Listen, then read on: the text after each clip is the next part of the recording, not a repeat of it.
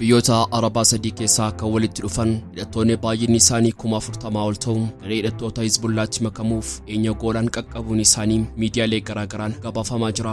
Lolli waraanaa abbaa giddu galeessaa yeroo ammaachaa jirutti Hizbullaatti makamanii Israa'eliin haleeluuf loltoonni kunneen garee Hizbullaatti imalaa jiraachuun ijoo waltajjii addunyaa ta'uun gabaafamaa kan jiru yoo ta'u kun lolli geggeeffamaa jiru haalaan hammaataa ta'uu isaa agarsiisa jedhamaa jira. Hizbullaan meeshaalee waraanaa haalaan ammayyaa'oo ta'an gammaatti gara Israa'elitti dhukaasne jedhamuun kan himamu yoo ta'u Israa'eloota daangaa hedduu qaxxaamuruu danda'an danuu hidhatee kan jiru gareen sodaachisaa abbaa giddu galeessaa Hizbullaan kana ammoo siyaasa mataa isaa fayyadamuu akka dhiisee xiinxaltoonni hedduun irratti waliif galu. Hizbullaan garuu misaayila isaa Qaadir tokko jedhamu dugalaa Mosaad kan Israa'el keessatti argamu irratti xiyyeeffachuun haleellaa inni raawwate ammoo faatu olaanaa uumee jira. Misaayila baalaastikii Qaadir tokko kan ijoo waltajjii addunyaa ta'e kana gabaabinaan waliin barsiisuuf gabaasa bal'aa chaanaala YouTube Oromiyaa 24 News rank qindeeffannee dhiyaannee jirra. Turtiin keessan haga xumuraatti nu faana ta'u. Waraanni Israa'elii fi Hizbullaa gidduutti hammaachuu hordofee Ameerikaa, UK fi gamtaa Awurooppaa dabalatee michoonni Ameerikaa waraanni akka dhaabbatu waamicha taasisan. Gareen kun wixinee dhukaasa dhaabuu guyyoota 21f turuun dhiyeessuu isaaniis ifoomsanii jiru. Gabaasa bal'aasaa qabannee jirra. Qophii keenya like gochuutiin jalqabaa yoo yaashama argafuunee kabajamtoota dhaggeeffattoota keenya kun Oromiyaa 24 Newsdha. Odeeffannoolee wayitaawaa amanamootaan kan golee addunyaa baha giddu galeessaa fi gaanfa Afrikaa bal'inaan qindeessinee kan isin biraan geenyu ta'a. Kanneen yeroo jalqabaaf gara chaanaala YouTube keenya dhuftan subscribe gochuun maatii keenya ta'a. Qophiin keenya namoota hedduu akka bira ga'uuf like share gochuun waliif qooda hanga xumura odeeffannoo keenyaatti Oromiyaa 24 News waliin turtii gaarii.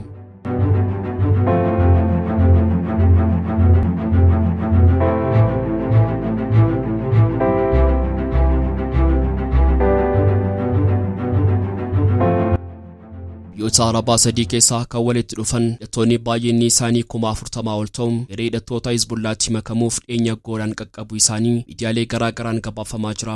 Lolli waraanaa abbaa giddu galeessaa yeroo ammaachaa jirutti Hizbullaatti makamanii Israa'eliin haleeluuf loltoonni kunneen gara Hizbullaatti imalaa jiraachuun isaanii ijoo waltajjii addunyaa ta'uun gabaafamaa kan jiru yoo ta'u kun lolli geggeeffamaa jiru haalaan hammaataa ta'uu isaa agarsiisas jedhamaa jira. Hizbullaan meeshaalee waraanaa haalaan ammayyaa'oo ta'an hanga ammaatti gara Israa'elitti dhukaasne jedhamuun kan himamu yoo ta'u Israa'eloota daangaa hedduu qaxxaamuruu danda'an danuu hidhatee kan jiru gareen sodaachisaa abbaa giddu galeessaa Hizbullaan kana ammoo siyaasa mataa isaaf fayyadamuu akka dhiisee xiinxaltoonni hedduun irratti waliif galu.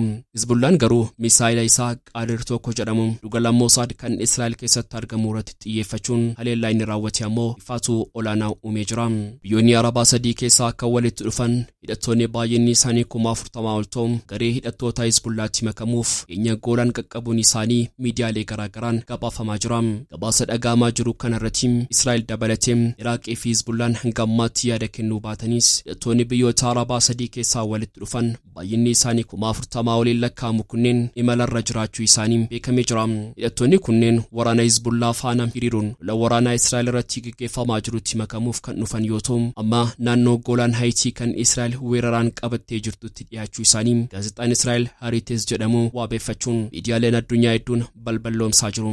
Waraanni Israa'el wiixataa ganamarraa jalqabuun walitti fufiinsaan Liibaanos irratti haleellaa qilleensarraa raawwachaa kan jiru yoo ta'u haleellaa kanaan dubartoota 95 fi daa'imman 50 dabalatee lubbuun qulqulloota Liibaanos 560 ta'u gammaatti galaafatamuun kanneen 1,835 ta'an ammoo madaa'uu isaanii ministeerri fayyaa Liibaanos miidiyaaleef kenneen himee jira. Akka gabaasa kanaatti hidhattoonni Hizbullaatti dabalamuuf 40,000 oliin hiriiranii imalaa jiran kunneen biyyoota Arabaa sadii isaanis Sooriyaa, Yemanii fi Iraaq irraa ta'uu isaanii himamee jira. Gaazexaan Israa'el Haaretes maddeen isaa waabeeffachuun akka gabaasetti ammoo loltoonni Israa'el Sooriyaa, Iraaqii fi Yemen dabalatee biyyoota Arabaa hedduurraa gara dhiyeenya Goolaan Haayitiitti dabalamuun lola waraanaa kana Hizbullaatti makamanii loluuf dhufanii jiru jedha. Gabaasa bal'inaan qoodamaa jiru kanarratti Hizbullaa dabalatee Damasqoo fi Tel Aviv hanga ammaatti deebii kennan kan hin qabne yoo ta'u lolli waraanaa Hizbullaa fi Israa'el geggeessaa jiran daran hamaa ta'uu isaa gabaasee ba'aa jiru kun ni addeessa. Lolli waraanaa ulfaataa Gazaarratti Israa'elii fi Hamaas gidduutti eegalu hordofuun daangaa Liibaanosii fi Israa'el irratti Hizbullaa fi Israa'el dhukaasa wal duraa duubaan wal irratti geggeessaa kan turan yoo ta'u garuu boodarraa humna hidhattoota al-idilee humni waraanaa isaa bal'achuun addunyaa sodaachisaa jiru Hizbullaan birmadummaa biyya isheetiif sodaachuun Israa'el wixataa darbeem ifattalellaa qilleensaraan lola waraanaa garee kanarratti labsuun raawwatteen walgaarreeffannaan isaanii daranuu ammaatiin hawaasa idil addunyaaf sodaatee jira. Lolli wixata darbeem Israa'elii fi Hizbullaa gidduutti jalqabe kun erga bara 1975 hanga 90 lola waraanaa guddaa naannawaa sanaa ta'a jedhamee sodaatamee jira. Hawaasni idil addunyaa lolli waraanichaa haala muddamaa naannawaa sanaa daranuu akka hin ammeessiniin sodaa isaa kan ibsate yoo ta'u xiyyeeffannoo koo Gazaarraa gara Libaanoositti naanneffadheen jira kan jette Israa'el gammaatti aggaammiiwwan 1,600 ol barbadeessuu himtee jirti. Hizbullaan meeshaalee waraanaa haalaan ammayyaa'oo ta'an gammaatti gara Israa'elitti dhukaasne jedhamuun kan himamu yoo ta'u misaa'ilota daangaa iddoo qaxxaamuruu danda'an danuu hidhatee kan jiru. Gareen sodaachisaa abbaa giddu galeessaa Hizbullaan kan ammoo siyaasa mataa isaaf fayyadamuu akka dhiisee xiinxaltoonni hedduun irratti waliif galu.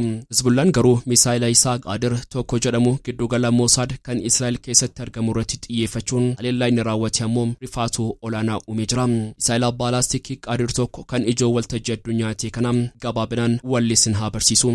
Misaa'illi balaafamaa kan humna ittisaa qilleensaa Israa'el cabsuun giddu gala Israa'el keessatti haleellaa raawwachuun maqaan isaa farfamaa jiru.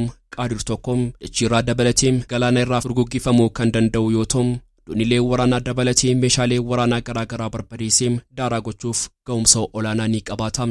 Kaleessa Hizbullaan Libaanos irraa haleellaa qilleensarraa giddu gala Mosaad Israa'el keessatti argamu irratti aggaamachuun kan inni raawwate misaa'ila baalaastikii balaafamaa kana Qaadir tokkoon ta'uu isaa ifoomsee jira.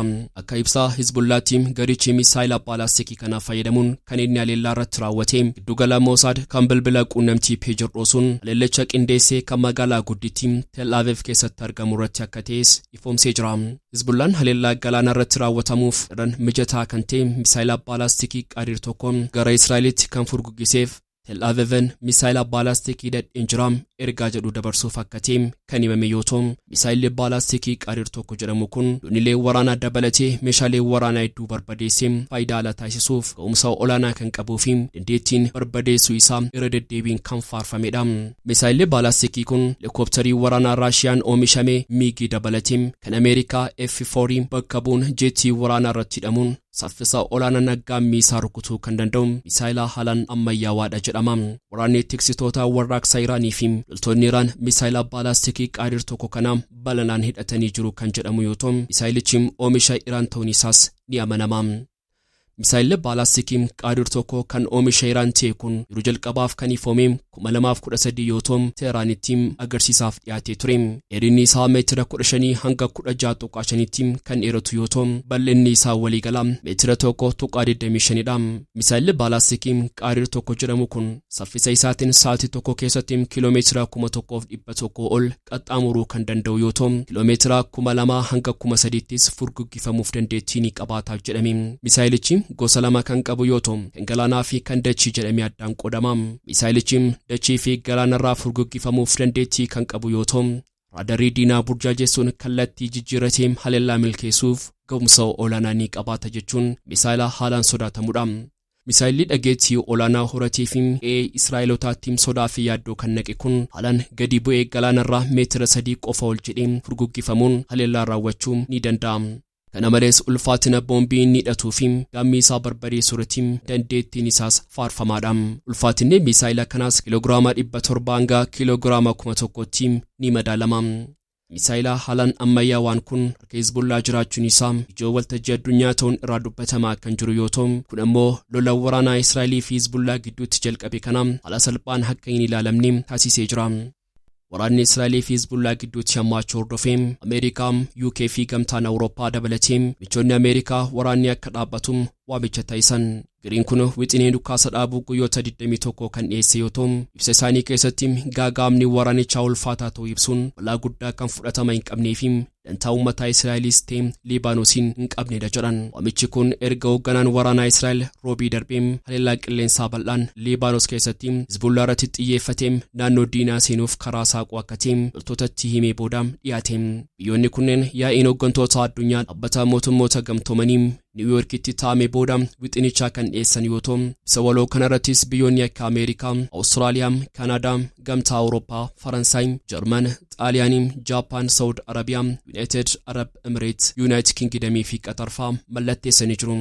Pireezidaantiin Faransaay Emmanuel Macron Libaanoos keessatti waraanni jiraachuu hin qabu jechuudhaan torbee kanarratti ministeera dhimma alaa isaanii garasitti ergaa akka jiran dhaabbata biyyoota gamtoomaniitti himanii turan. Macron yaa'ii waliigalaa dhaabbata biyyoota gamtoomanii Niiwuorkitti taa'amera taasaa dhageessaniin Israa'el hammaachuu ishee akka dhaabduu fi Hizbullaan rookeettii Israa'el irratti dhukaasuu akka dhaabdu gaafatanii jiru. Gaaffii Faransaay kanaan booda manni marii nageenyaa biyyoota gamtoomanii waldhabdee kana ilaalchisee walga'ii ariifachiisaanii gaggeessaa jedhamee jira. Haleellaan Israa'el boodana raawwachaa jirtu loltuu lafoodhaan Liibaanos galuuf akka ta'e hoogganaan waraanaa biyyattii himanii jiru. Jeettiin mataa olirraa dhaga'amaa guyyaa guutuu haleellaa ture kunis lafoodhaan seenuuf qophii taasifamuu fi Hizbullaa laaffisuuf haleellaa itti fufnedha jedhan Herzii Aleviim yeroo loltootatti dubbatan. Guyyaadhaa Hizbullaan haleellaa jabeessee jira. Har'a gara boodaa deebii argatu isaaf of qopheessa. Har'a itti fufnaa homaa hin dhaabnu du'arganni hundumatti isaan haleellaa kayyoon keenyi ifadhaa jiraattota gara kaabaa deebisuudha. Kana fiixaan baasuudhaaf waraanni adeemsa opereeshinii qopheessaa jira. Kanaanis kophee waraanaan daangaa diinaa ganda Hizbullaa waraanaaf qopheessinee jirra jedhanii jiru. White House haleellaa misaayilaa Hizbullaan Tel Aviv irratti raawwateen akkaan yaaddoo ibsitee jirti. Lammiilee Israa'eliif kan yaaddessaadha garuu nutis akkasuma yaaddofnee jedha. Dubbiimaan nageenya biyyaalessaa John Kirby gaaffii CNN waliin taasisaniin furmaata nagaa fiduuf ammallee yeroo fi iddoon jira. Muddama hir'isuun waraana hambisuufis jedhanii jiru. Egaan kabajamtoota hordoftoota keenyaa odeeffannoolee wayitaa waaqolee addunyaa sa'aatii kanaaf qabannee dhiyaannee kan gammaatti dhaggeessinidha. Kanneen yeroo jalqabaaf gara chaanaala YouTube keenyaa dhuftan subscribe gochuun maatii keenya ta'aa. Keenya like share gochuun waliif qoodaa. Gaxumuraatti waan nu faana turtaniif galatooma.